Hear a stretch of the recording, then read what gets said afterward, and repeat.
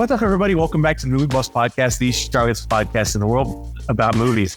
I am, as always, your host, Ron Jam, joined by LT Gray. And LT Gray is going to go ahead and break it down in just a second to tell us what the heck today's episode is about, because I don't know. But first, I want to let you know that if you like this episode even a little bit, or if you hate it a lot, share it, like it, subscribe it, comment, tell Tyler that his shirt is too blue.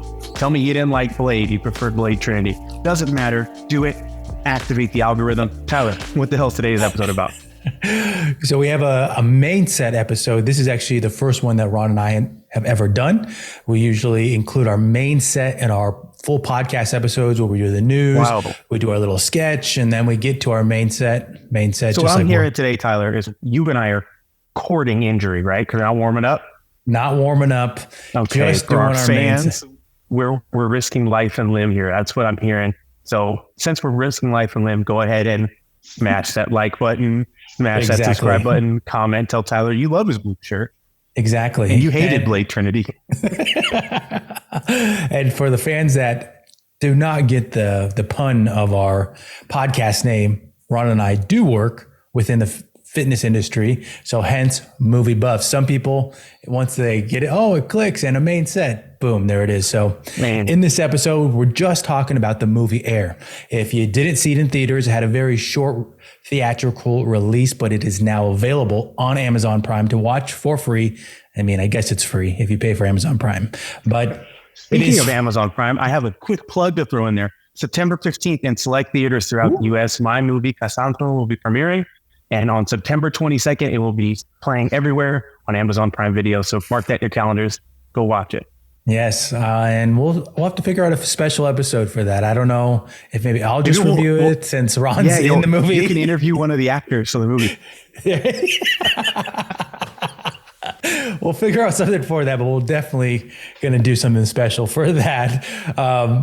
But in this episode, going to talk about Air, talk about the cast, crew, give you the quick storyline, and then we'll get to the questions. So a rather quick episode for us with our MovieBuffs podcast. So director, and if you didn't know this, Ben Affleck, Batman, did direct this movie. If you didn't know that he directs movies, he does, and we'll talk about that a little bit later.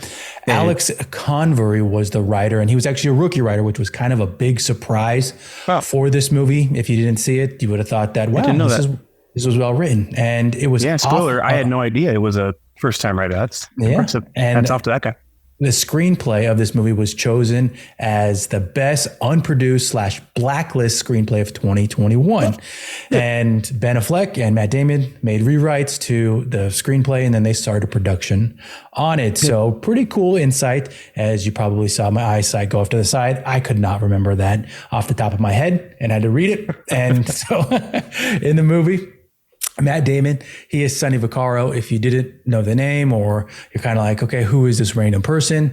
Essentially, he's the guy that got Michael Jordan to sign with Nike back in the day. And we're going to talk about the story about how Michael Jordan did not want to sign with Nike from the beginning. And yet he made it, and kind of the rest is the history with Air Jordans and even the growth of Nike. Jason Bateman is in it, and with a pretty interesting hairdo. He is Rob Strasser. Ben Affleck is in it as Phil Knight. Even better hairdo. Exactly. And then Viola Davis is Dolores Jordan, and Chris Tucker is Howard White. I threw in Chris Tucker because he's actually going to come up later on when we start talking about the movies, and he might not seem as the biggest role in it, but when I heard some of the background for the movie, I thought that throwing him in the cast, and it's not often that you see Chris Tucker these days. He comes every now and then, and he's such an enjoyment, I feel like. Yeah. You know who else was a really good, basically a cameo, but was a really welcome. And I know you're going to say, but go ahead. Yeah. Marlon Wayans, dude. Yeah. Completely underutilized. Also, the guy's 50. He looks so good. Yeah. But Marlon Wayans pops in to play an ex-college basketball star that's friends with Sonny, who gives him some sage advice. Mm-hmm. And it has a wonderful little 5-6 minute scene. Just blows it out of the water. Pitch perfect performance. I was like, wow, I never thought I'd say this, but why isn't Marlon Wayans in more serious movies? Serious roles, obviously he does comedies all the time. Still, he's all over the place. There's a 10-picture deal with Netflix, but it was a very pleasant surprise. And I'm a huge Wayans Brothers fan. The Wayans Brothers television show growing up, which reminds me, the guy, John Witherspoon, who played their father, looked and acted exactly like my late grandfather, Ronald Trujillo Sr., whose birthday is today, June 28th. So shout out to Grandpa. Did you the head point for RIP? Yeah. There we go. RIP. If you didn't know, Ronald, are you a second or a third? The third, baby. Third. There we go. A quick little promo break here in this episode. If you're a fan of the podcast, you know that at some point there's a promotion for the Naboso Duo insoles. I just pulled these out of my shoes, gave them a quick rinse to get the sock dust off of them, and I wanted to talk about them because they're great, they're fantastic. They make an impact on your daily life. If you sit at a desk or if you're on your feet, sometimes your feet just feel achy, or maybe they feel like they went to sleep. That's for myself. I felt like after working a full day that my feet did not want to go to the gym, work out, do something active, and it led to some bad habits. But with these, I feel more active, I feel I can do more things, and I've been using them for over a year now. If your feet feel more active, you're gonna be more active, and that equates to being more healthy. Check them out, there's a link in the description, see all the products they have, and let's get back to this episode. So IMDb storyline here. I have to throw in my shout out for my wife since she's one of our handful of listeners. She laughs that Ron will say something very random throughout every episode, and I just completely move on to the next topic. And for the listeners, it's because we're trying to get this done in a certain amount of time. If you've never met Ron in person, he's agreeing because he knows that this episode we will plan it for 30 minutes, but if I just let Ron go, we would probably be here for 60 minutes. And for the record, also, we're already like 25 minutes into our conversation before we start any episodes. And speaking of non sequiturs, everybody I know knows Tyler is famous for being the world's worst improv. So in improv, the number one rule is yes, and that's how you build a scene. Tyler's rule is no, but back to the schedule. And on that note, what else we got, Tyler?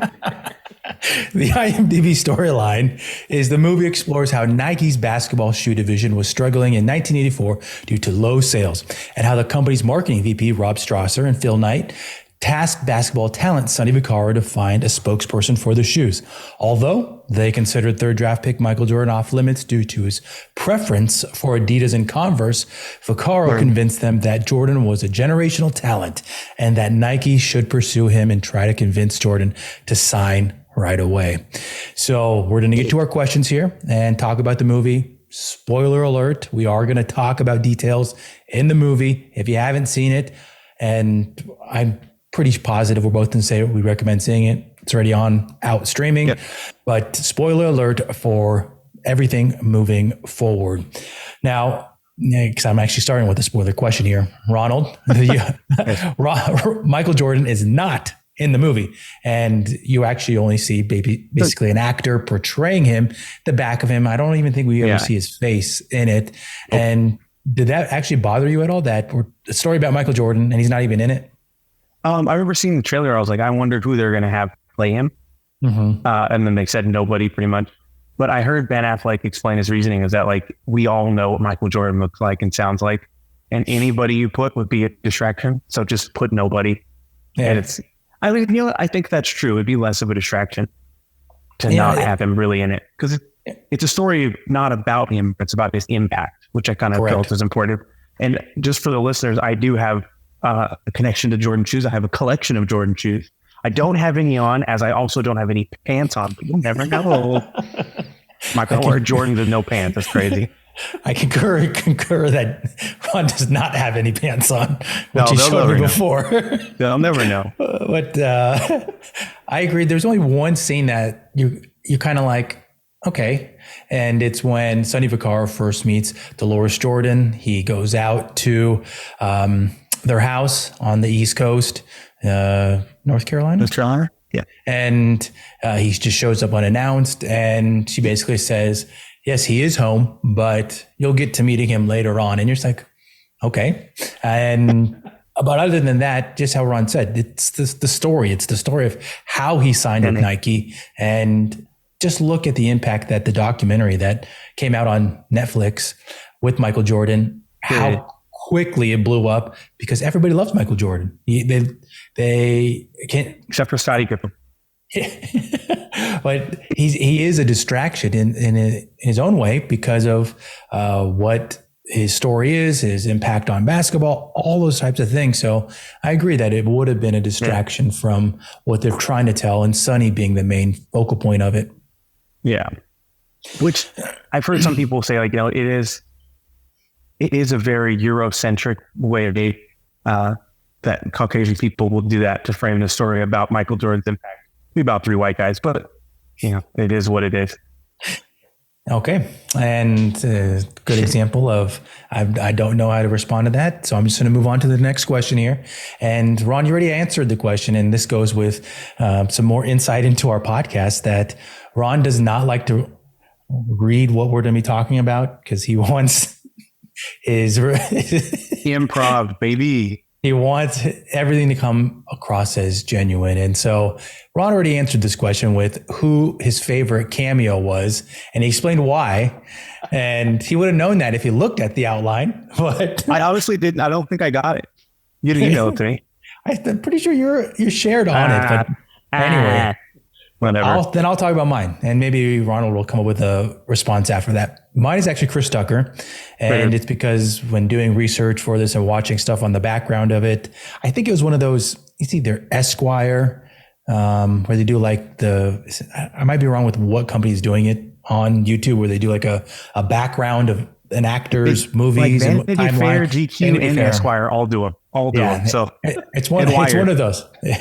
And so Chris Tucker did one, and he was actually talking about Air, probably on the promotional tour. And he was actually saying that he didn't have any lines for the movie. It was actually Michael Jordan that wanted his character in it, Howard White, because he's a friend, and he wanted him a part of the movie. And Chris Tucker was talking about, since he didn't have any lines, and working with Ben Affleck as the director, and then Matt Damon in the scenes, it took a little bit of time to get into that rhythm of, okay, he says this, how would my character respond to it? So I thought that was such an interesting part of it, because then when I watched the movie, I saw that before I watched the movie, and I was like, that's crazy that he doesn't have any lines. He never gets. you would never guess, and he just fits so seamlessly into each scene, which goes to, I mean, he's an actor. He's a professional actor. Wow. Yeah. I mean, I watched Silver Linings Playbook recently, and that's a movie you're like, come on, Chris Tucker, you just think of course he does bring comedic relief to any role he's in, but he's such a gifted actor, which I think we don't really think about, because we think of maybe Rush Hour, we think of Friday. And he's just, a big jokester, but he's so talented. That's the same thing with what you were saying with Marlon Wayans. Yeah. Yeah. Do you have anything to follow that up with, Ronald? I like Chris Tucker a lot because I love Rush Hour, as you know, huge Jackie Chan fan, or Jackie fans, like call ourselves. And Friday, the first Friday, is one of my favorite movies of all time, but I still have a little beef. He can return for next Friday or Friday after next. Yeah. Maybe let's hope he comes back for last Friday, but I feel like they're too old now. Yeah. They're too old now. We'll see. Well, with this movie being another movie for Ben Affleck to direct, and if you haven't seen any of his other things, kind of weird he exclusively directs good movies. Yeah, I always thought they should let him do like a Batman movie. Yeah. How do you think it stacks up to his other movies? That implies I've seen them. You haven't? I have not. I know they're all good. I just haven't seen them. I'm sure I've seen one or two. You haven't seen Argo? He directed Daredevil, right? It's a joke. No, I actually haven't. I haven't seen pretty much any of his movies that he's directed. I heard The Town is wonderful. Yeah. Yeah. That's interesting. I thought you would have seen either of those movies. Right? Me too. I watched, let me think. I watched The Town definitely in the last 2 or 3 months, because I think it's on HBO Max right now. And you mean Max? Max. Such an amateur. But with Argo too. I mean, they're both good movies. And I think, I'm trying to recall if Argo it was won Argo that came an Oscar. Argo came out and you're like, wow, that was really good. And he's the lead role in that as well. Yeah. and he's also he is the lead role in The Town.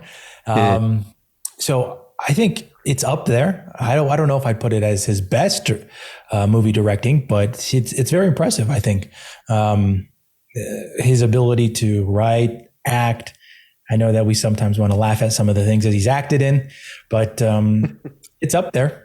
He's amassed an enormous fortune from it. So now he's laughing. That's correct. With his emergence as a director, going through different genres in terms of whether it's action, drama, comedy, The Town is very much action drama. I mean, it's about robbing banks and killing people. With Argo, it's a big, what is it? There was an Iran hostage crisis. I saw that on my Wikipedia right now. Yeah. Quickly caught my eye. This one, it's about Nike shoes. I think it shows his talent across the board with directing and working with a variety of actors. I can't think off the top of my head if there's any crossover, which I feel like that's one of the big things we see right now with directors. They have a lot of the same actors. I've heard him say in interviews, he's like, after this, man, I don't really want to act too much. Like, I would be the same amount of roles and just direct movies I like with my friends. So he's already said, he's like, yeah, me and Matt have more movies planned that we're going to do together. And I know they have a production company with which this was like made and then it was sold and distributed, but I think it's called Artist Equity. And basically the way it works is instead of like going and having to pitch your movie in order to like get someone to say yes, like they raise the money themselves as the independent studio. So they have these like small features. I think this one, the budget was like 16 million. Very moderate as far as movie making goes.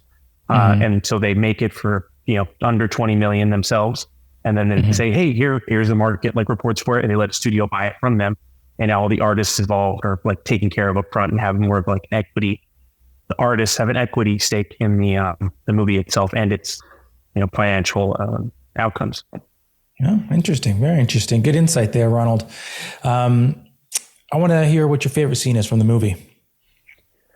My favorite scene. I really liked when they were just designing it the first time. They're like, we'll just pay the fines. Yeah.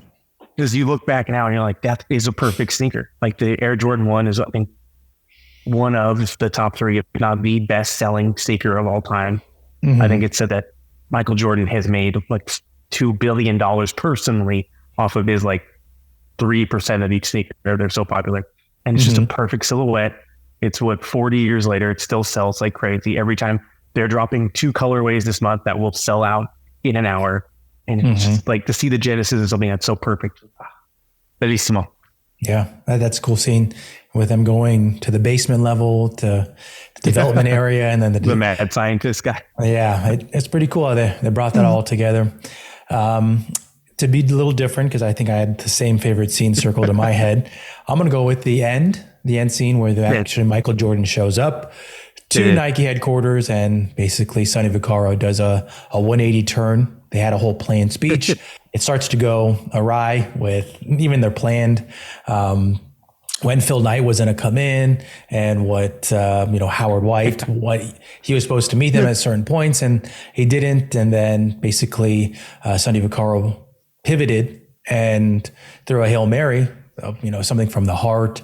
And I think that in my mind, seeing that scene, it goes with like, I think the quote was from that. And I feel like I've seen it recently being misused with the whole Titanic submarine thing, but it was about how you're remembered for the risks that you take. I think that was the quote for it. And it might've been used in the movie. I think I feel like I saved it after, and let me just confirm. Yep. It's, you're remembered for the rules you break. And like I said, it was been misused recently with the whole Titanic submarine thing. I was going to say though, that was probably my second favorite one, but I pivot. Well, that was my first favorite. I'll pivot to the design one because I've it's more me answer. But I think that last speech really is like the full crescendo of the movie, and it's an awesome scene. Yeah. Speaking of like little sayings, I heard Ben Affleck and Matt Damon doing press for this, and they're talking about their writing process together. And Matt Damon was talking about why he loves writing with Ben. He's like, because he'll we'll just throw any idea together. Like, we'll give everything a shot and work on it. And Ben's quote was, judge me by the quality of my best ideas, not by the quality of my worst ideas. Like, so let my best idea be the benchmark and remember me for those. Like, the bad ones, they're supposed to get thrown out. Well, that's a really cool way to think about not just creativity, but like any endeavor. Just judge yourself by your best ideas. The other ones are supposed to come and go. Yeah, I agree. And that's actually a pretty good, I feel like, segue into talking about the set design and the feel of the movie. That this one is not set in today. It's set in the 80s, the mid 80s. And you get the feel right from the beginning. I feel like that's something that Ben Affleck's really good at with his directing duties, is that he sets the tone of the movie very early. So you get the feel. I mean, you start off seeing a bunch of retro items, the music, whatnot, that you're like, well, okay, I got the vibe of this. And I read that it wasn't filmed in Portland at all, Beaverton at all. It was actually it was filmed in LA. And you're the whole time. Perfect, dude. You're thinking the whole time, like, okay, cool. Like Nike headquarters, all this kind of stuff. And yet lots of nature. Like, dude, those next to Van Nuys Airport. Yeah, well, going off that though, what did you think about the tone of it and the set design, all that kind of stuff, the feel of it? I thought it was fun. It really did capture that feeling of it being like that era, not just, what's his name? What's his first name? Knight? Phil Knight? Phil Knight. I wanted to say Bobby Knight. I was like, no, that's the coach. Phil Knight's tracksuits and his Nike man, purple Porsche 911. You're like, this is the rich guy in the 80s. And his big old like blue blocker, freaking rainbow sunglasses. I thought it was cool. I thought it really set a good tone. And then it was funny because if you look in his office behind him, he has the Trailblazer 1977 shoe, which was one of their first big hit shoes. A huge hit today. And I was wearing some at the time. And I was like, what? I was like, wait, that timeline doesn't add up? Yes, it does. 77. This is 84. And funnily enough, right now, my computer is hoisted up on a box of Blazer 77. These are actually my wife's. If you notice, they say C. The other one says C. Mine are the inverse. They're pink with green here, and they say Ron and then Jam. Anyway, that's an aside, but I thought was fun. Speaking of verisimilitude. I like that. With I know we kind of talked about the actors in already, favorite cameos, whatnot. Do you have a favorite character other than Sonny Vaccaro? Other than Matt Damon's role? Really? Like I said, I loved, obviously, Marlon Wayne's character. And I really like Ben Affleck's character. I thought he gave himself like the perfect amount of levity and like seriousness. And it just kind of let shine what you see if you ever listen to him. Like, he was on the Smart List podcast with Jason Bateman and Will Arnett and Sean Hayes from Will and Grace. They have a podcast together. And he went on there, and it's like 2 hours long. And you're like, oh my God, I see why this guy is a movie star. And that quality of him just kind of being laid back and funny and kind of, he was, even in this movie with his like weird styling we talked about, he's kind of effortlessly charming and pops in and out and is like, does a funny thing and has like a dramatic thing. And he's like, oh, I'm gone. And I really love like he deployed himself perfectly. It's almost like he knows his strength. Yeah. I'm laughing just because we're talking about Batman stuff pretty recently, Ron and I. And I mean, we're like on a Ben Affleck marathon, huh? And I mean, he came out and talked about how he finally figured out how to play that role, and he knows his strengths. He finally figures out a character, whatnot. And I think you're right that he had the right amount of himself in the movie that he's not the lead role in, but yet you get the full Matt Damon experience. And sometimes you forget, how long they go back. I feel like if you're just getting to movies, maybe you haven't seen any of the stuff that they, from when they were younger, Good Will Hunting, especially. That's one of my favorite movies. That's a almost perfect film. Yeah, you wouldn't. And apparently they met when they were 8 and 10, respectively. These guys have known each other for 43 years, something like that. 40 years. Crazy. And they're both so talented. And but getting back to the characters and whatnot, I actually like seeing Jason Bateman in it. I feel like you're used to seeing him in these really high-strung roles, comedic roles. Yeah. And seeing him, he is, and he's the VP of marketing in it. And just seeing him with the long hair and all that kind of stuff. It's always good to see him. I still wanted him to turn into Michael Blue. That's all I want. from Arrested Development. I never watched that show. All right, I got to go. But he's one of my the first favorite 3 characters. seasons are like really, really, you might enjoy them, you might not. The JPMs on that are through the roof. Jokes permitted for Carol in Wisconsin. I wish we had a Carol in Wisconsin listening, but she knows who she is. Kind of off topic here with the questions. And Ronald, I think I've joked with you that I finally had my shoe moment recently. It was in the last was a month and a half. 1 month. It is almost the end of June here. Almost 2 months ago, I had my moment where somebody at a Nike, was at a factory outlet store, but he recognized my shoes, or he saw my shoes, and he's like, "What are those?" Because I had them before, like they came in. And the fact that somebody recognized them made me feel like I finally made it. But what is your favorite pair of Nikes? First pair of shoes ever were the Olympic edition for the Jordan 6s. Mm-hmm. So that was because 84, 85 was the first Jordan, right? So that means 85, 86, 90, 91, the year I was born, was the Jordan 6.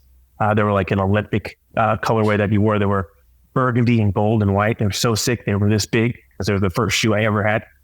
So that one holds a special place in my heart, but I've never bought a pair of Jordan 6s as adult. My preferred Jordans are the Jordan 5 and the Jordan 1. But 6s and 7s are really up there. I had a pair of 7s that I gave away to my homeboy Ray. Ray, what's up? Hope you're still wearing them. He's not. I gave them to him in 2008. But those are probably my favorite sneakers. I really do love the Blazer. Mm-hmm. One of the things I love most about the Blazer is that it's got a nice, simple, elegant, like lines, right? Nothing too crazy on it, which leaves room to customize. So on the Nike ID website, you can go in there and pretty much build any colorway you want. And it's like, up with these ones. I love a gum bottom. I love a nice flat soled shoe. So this looks like it has a big sole, but it's kind of all decorative. It's really nice and flat. So they are comfortable-ish to lift in, but they're a little high on the ankle. And of course, I love a Chuck Taylor. Just a black, white, high top, low top. They go with everything. What about you, Tyler? What is your favorite shoe? I'm not big into retro Nikes. I don't own any Jordans. I don't. But I don't have anything against them. I've just never bought any. I do have a pretty extensive new Nike collection of You like the Air Pegasus, right? I do like the Pegasus shoes. I actually have 3 pairs of them. I have 4 pairs of them in different colors. And if you see my shoe collection, is a lot of it's why I've owned a lot of white Nikes. And I think it's part of like my personality too. Like I like them being super white, super clean. And I clean my shoes, of course. And, but I like the Pegasus 40s, the Signature series. That's probably my favorite shoe that I have right now. And it's mostly because a lot of people don't have it. It just came out in the last few months. And, but other than that, I feel like they're the most comfortable for my foot. I mean, that's always a big part of shoes is they feel comfortable with your foot, with how your feet are shaped, all that kind of stuff. And even the activities you do. I mean, just yesterday, my wife, and of course I've bought Pegasus shoes for her because I like them, but she told me that that's not her favorite model of them. Betrayal. Yeah, a little bit of betrayal there. But I mean, like I said, I own 2 black pairs. I own, and then 2 white pairs of them. But I would say that's probably my favorite pair. Oh, I left off the SB Dunks. I do love Dunks. I've had quite a few come in out of my rotation. Obviously, the Air Force One. I'll send you pictures of my favorites, and you can throw them on. Pop them in the thumbnails. There we go. And did I send you a picture of one of my shoe closets? Yeah, if I had to, probably the pair that probably Ronald liked the most is probably my Air Max 270s that I rarely wear. I only really pull them out for special occasions. If I'm like speaking at a conference, I'll wear them. But that's really it. See, I'm an Air Max 90 guy. So I have 4 or 5 pairs of Air Max 90. Nice. Very cool. And you know who has, I like some of the designs, but they're absolutely unwearable. LeBron's signature shoe. because they're all built like LeBron. They're so fucking heavy. They're so huge. I have a pair of those LeBron James ones from 2003, his rookie season. They're the black and red home shoe. Worn them like 3 times. I left them at my mom's house. I think she sold $12 at the yard sale. What? Yes, dude. Those are worth like $400. And then I have a pair of LeBron James 2s. I had to buy in size 13, even though I wear 12, because it's the only size I can find. They're baby blue and gray, and they're made of Kevlar. And they legitimately weigh like a pound each. They're impossible to play in unless you're 6'9.5", 260 pounds. Anyway. So I think this is actually a good conversation, because I think this shows it. Let me go back a step. In the movie, when they're designing the Jordans, the designer asked, okay, do you want function, or do you want, what is the word that he uses? Design, like form or function? Form or function, along the same, those lines. And they go with form on them. I think that, and it goes with our personalities too. I like form. Like, that's why I have a lot of newer Nike shoes, the Pegasus, and I like function.